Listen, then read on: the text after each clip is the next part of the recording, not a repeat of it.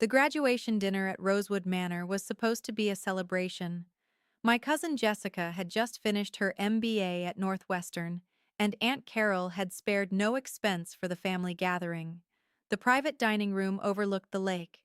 The menu featured dishes that cost more per plate than most people spend on groceries in a week, and the guest list included 3 generations of the Morrison family. I should have been happy for Jessica. She'd worked hard for her degree, landed a consulting job at McKinsey, and clearly had a bright future ahead. The problem was that every family gathering had become an opportunity for relatives to analyze my life choices and find them wanting. Jessica's starting at 140,000, Aunt Carol announced proudly, raising her wine glass plus signing bonus and benefits. A real career with real opportunities. The table murmured, appreciative congratulations. Jessica smiled modestly, though she was clearly pleased with the attention. At 26, she represented everything the family considered success: prestigious education, corporate job, clear advancement path. I sat at the other end of the table, quietly eating my salmon and listening to the familiar rhythm of family expectations. At 29, I was the one who disappointed everyone by choosing a different path. "And what about you, Alex?" Uncle Robert asked, turning his attention my way with the slightly forced enthusiasm relatives use when addressing family disappointments. "Still working on your little projects?" The little projects reference made me smile internally. It was how they described my work for the past 7 years, ever since I'd graduated from college and declined the corporate recruiting offers that had impressed them so much. "Still keeping busy," I replied diplomatically. "Busy with what exactly?" Aunt Carol pressed, her tone suggesting she already knew the answer wouldn't meet her standards. "Last I heard, you were doing something with computers, technology consulting," I clarified. "I help companies optimize their digital infrastructure and investment strategies." Jessica leaned forward with genuine interest. "That sounds fascinating. What kind of companies?" Before I could answer, Aunt Carol waved dismissively. "It's one of those internet things, websites and apps and whatever, not a real business." Uncle Robert nodded knowingly. "The problem with that industry is there's no stability. Today's technology is obsolete tomorrow. You need something with solid fundamentals like hospitality," Aunt Carol added, gesturing toward the elegant dining room around us. "People will always need places to stay, quality service, real experiences. That's why our hotel chain has been profitable for 15 years." She wasn't wrong about the profitability. Morrison Hospitality Group had grown from a single boutique hotel to a chain of 12 properties across the Midwest. Aunt Carol had built it methodically, focusing on business travelers and weekend getaways in second-tier cities. It was impressive work and genuinely successful. What she didn't know was that I'd been studying her business model for years, not out of family loyalty, but because Morrison Hospitality represented exactly the kind of traditional industry that technology disruption could transform. They'd built their success on information asymmetry, location advantages, and customer service differentials that were increasingly obsolete in the digital age. "The key," Uncle Robert continued, "is building something tangible. Hotels, restaurants, retail spaces, things people can see and touch.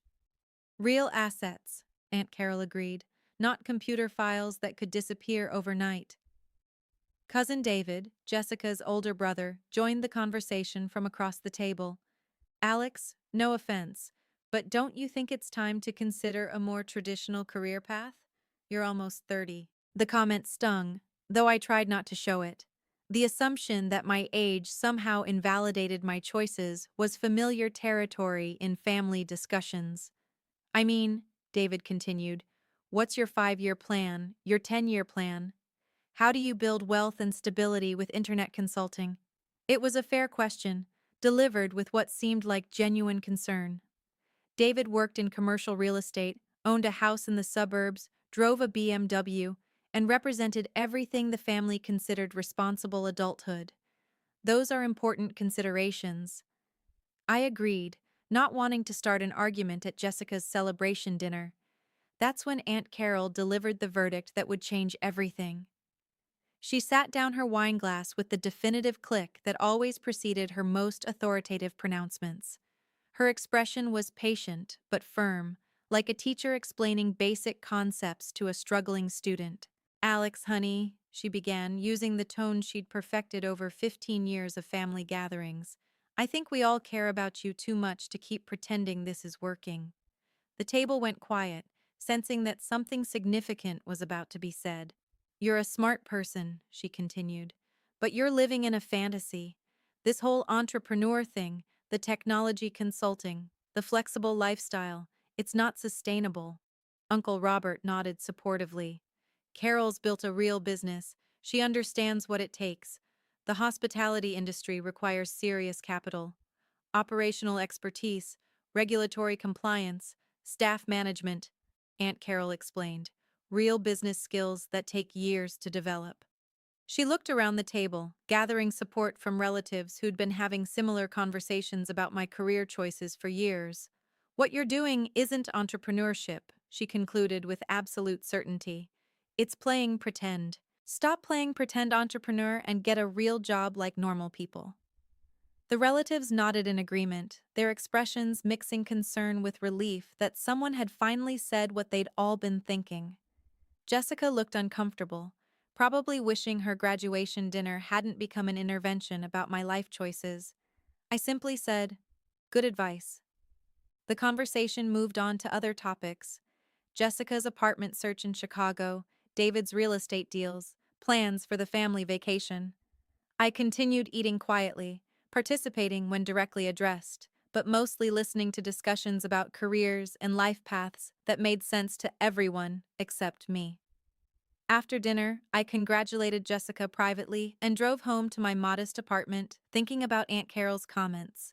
The pretend entrepreneur phrase echoed in my head, along with the certainty in her voice when she dismissed everything I'd worked toward for 7 years. What she didn't know, what none of them knew, was exactly what I'd been building during those 7 years of playing pretend. It had started during my senior year of college when I developed a simple app for managing study groups. Nothing revolutionary, just a tool that helped students coordinate schedules and share resources. But it had taught me about user experience, market research, and the gap between what people said they wanted and what they actually used. After graduation, I turned down corporate job offers and used the app development skills to start freelance consulting. Small projects at first, helping local businesses build websites, optimizing their online presence, developing simple software solutions for operational problems. The work was interesting and profitable, but more importantly, it gave me insight into how traditional businesses operated and where technology could create efficiencies. I started seeing patterns across industries, understanding how digital transformation could unlock value in unexpected places. By year 3, I wasn't just building websites, I was analyzing business models, identifying investment opportunities, and developing strategies for technology-driven growth. The consulting work was funding a much larger project, building an investment portfolio focused on companies that were transforming traditional industries. By year 5, that portfolio was worth $12 million. By year 7, it had grown to over $200 million. And as of this month, my technology-focused investment portfolio was valued at approximately $750 million. None of my family knew, of course. Why would they? I lived modestly, drove a reliable but unremarkable car, and talked about technology consulting in vague terms that didn't invite detailed questions. My success was built on understanding market dynamics they dismissed as fantasy, investing in companies they didn't comprehend, and generating returns from businesses they considered not real. The morning after Jessica's graduation dinner, I was reviewing portfolio performance when my investment manager called. "Good morning, Alex. I wanted to discuss the hospitality sector holdings." Rebecca Martinez had been managing my investments for 4 years. Ever since my portfolio had grown beyond what I could handle personally, she was brilliant, discreet, and completely focused on results rather than explanations. "What's the situation?" I asked, though I suspected I knew where the conversation was heading. "Several of our positions are underperforming projections," traditional hotel chains, restaurant groups, hospitality management companies. The sector is facing significant headwinds from technology disruption. I pulled up the relevant files on my computer, scanning performance data for companies I'd been tracking for months. The numbers told a clear story. Traditional hospitality businesses were struggling to compete with platform-based alternatives that offered better pricing, more flexibility, and superior user experiences. What's your recommendation? Divest the entire sector. 750 million in holdings representing about 43% of your current portfolio. The capital could be redeployed to higher growth opportunities in fintech and sustainable technology. I looked at the list of companies we'd be selling, noting which ones supplied services to Morrison Hospitality Group. Aunt Carol's business was built on relationships with exactly the kind of traditional suppliers and service providers that were becoming obsolete. Execute the divestiture. I decided full liquidation by end of week.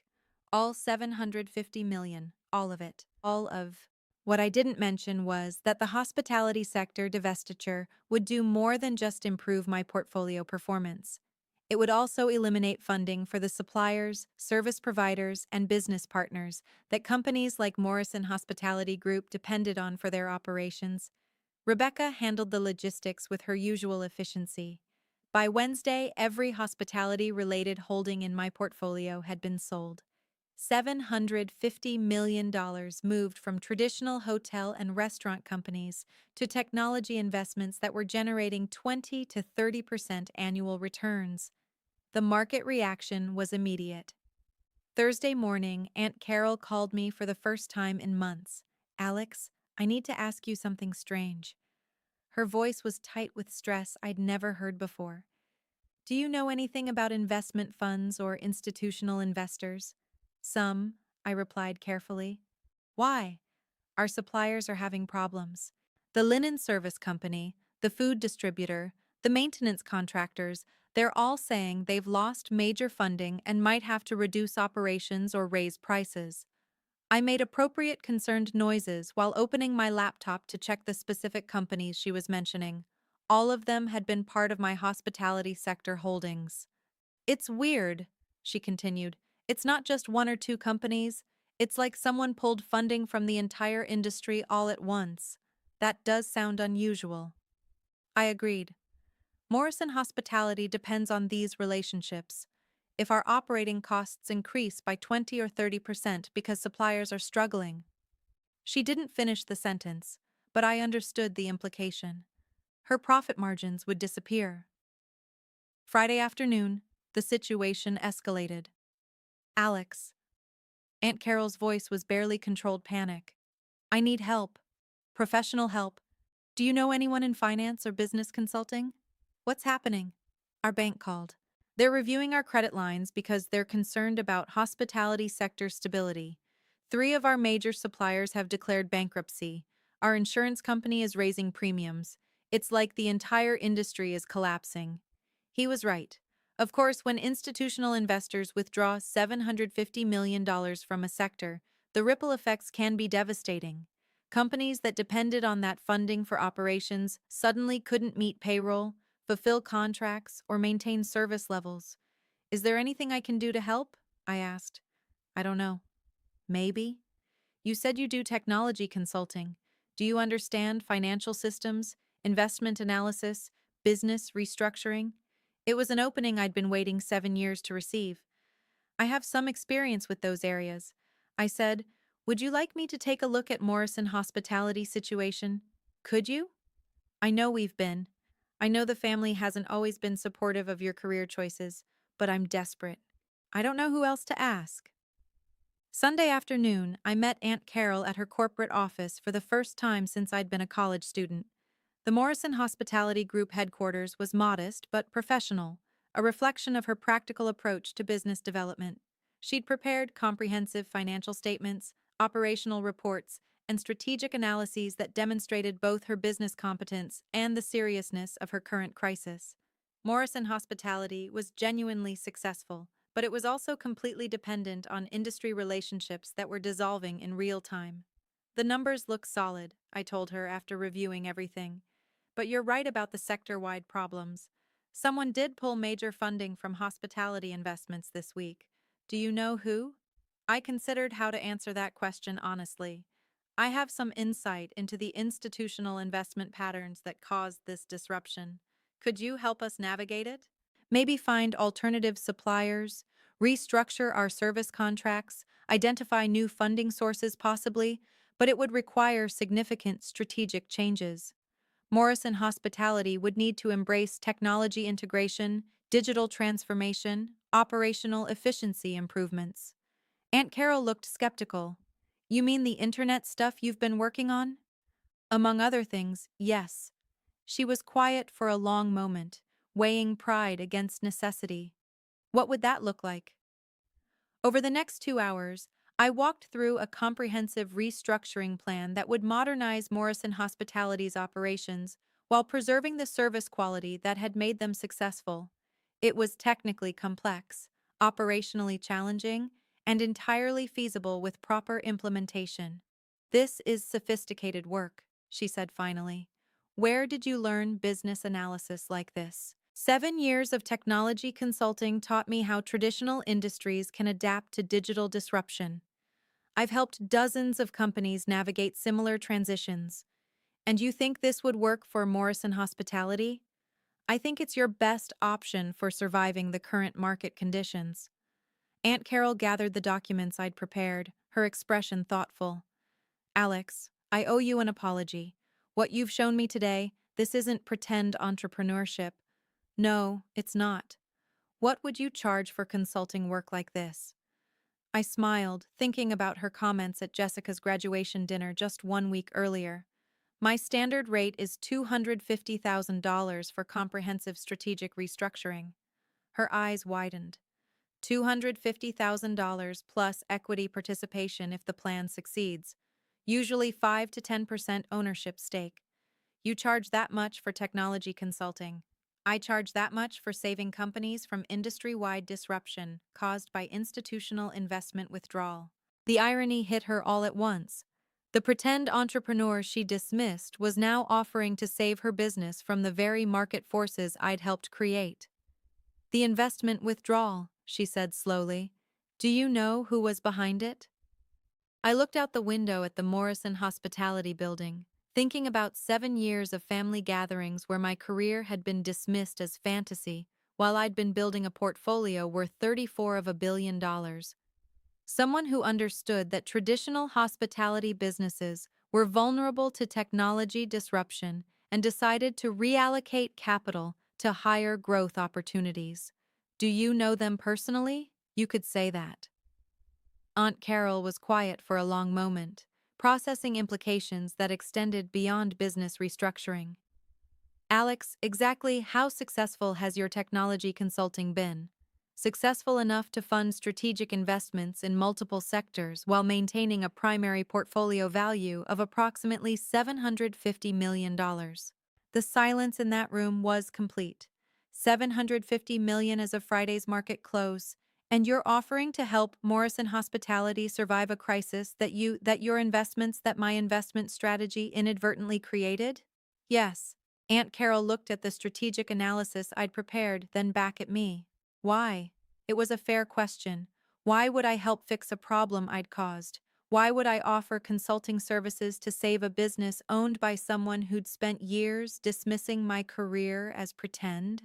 Because Morrison Hospitality is a good company that deserves to survive industry changes, and because your family, even when you don't understand what I do for a living. She was quiet for another moment. What happens if we don't implement these changes? Honestly, Morrison Hospitality will probably fail within 6 months. The supplier disruptions, increased costs, and credit challenges will eventually overcome your operational efficiency. And if we do implement them, you'll be better positioned for long-term growth than you've ever been. Technology integration done right doesn't eliminate the hospitality experience, it enhances it.